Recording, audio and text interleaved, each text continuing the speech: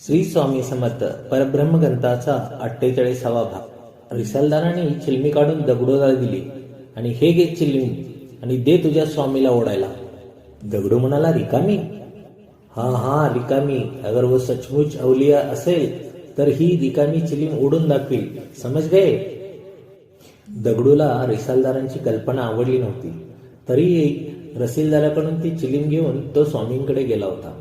रसीलदार मनोमन म्हणत होता, आता याचे भोंदूपणा सुद्धा समजून येईल। दगडूने चिलीम स्वामींच्या हातात देतात स्वामींनी ती पवित्र्यात तोंडासमोर धरली आणि चिलीम ओढण्यास सुरुवात केली होती। अचानक त्या रिकाम्या चिलमीत आगीच्या ज्वाला भडकल्या होत्या। रसीलदाराचे डोळे विस्फारले गेले असताना स्वामींच्या नाकातोंडातून धूर येऊ लागला। रिसालदार हैराण झाला होता। अभिभावतपणे त्यांच्या तोंडून शब्द बाहेर पडले, या अल्लाह। आणि पुढच्याच क्षणी तो स्वामींसमोर नम्र झाला होता, माफ कीजिए स्वामी, माफ कीजिए मुझे।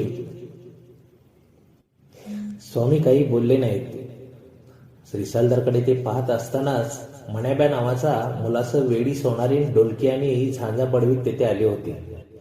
स्वामींना पाहताच दोघांनी भजन म्हणायला सुरुवात केली होती। ज्ञानबा तुकाराम, ज्ञानबा तुकाराम, ब्यानगा तुकाराम, ज्ञानबा तुकाराम, बोडकीचं काय काम, बोडकीचं काय काम।